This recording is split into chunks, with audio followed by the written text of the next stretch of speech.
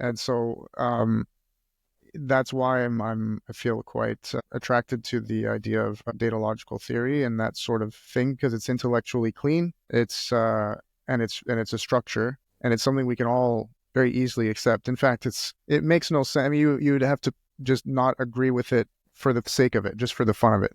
Which is another problem, right? People just love to disagree for the sake of disagreeing. Yeah. So, but insofar as if there is anybody that's willing to unify and be open-minded and is looking for that, they're going to need a framework. And I think that you're onto something there with that. But at the same time, we need to deal with, yeah, like I said, the idea that it's so easy to question anything rigid, because the nature of reality, I think, is more flexible than that. Yeah. We recognize that as limited beings, we have the need for standardization, but we've also seen what happens when we subscribe to that too much in the era of logical positivism and all that stuff. Mhm. So I think there's something of a phenomenon occurring. However you want to look at it, it could be logical, like inertia, or it could be mystical, like synchronicity. Either way, there's a sort of like assembly theory, which is this new thing that came about in biology. That trying to understand how everything in a way assembles. Mhm. But the fact that the three of us and the entire community that we're a part of came together, I think it's there's no coincidence in that.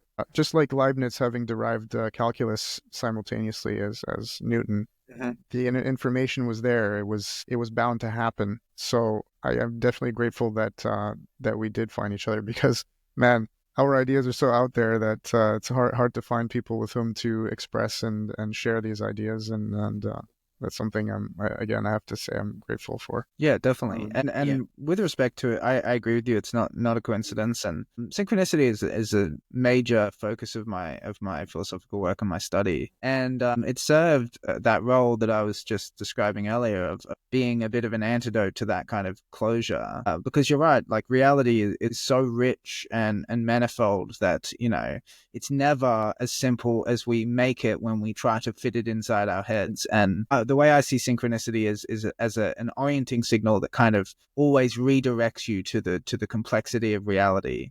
And so us finding each other and coming together, and indeed the larger community of theories of everything, in what would you call it? Interested people, enjoyers, theories of everything, enjoyers. I definitely see that as like a kind of a current in the river of life. Like there's something meaningful happening there. It's not just a coincidence at all. I definitely agree with that.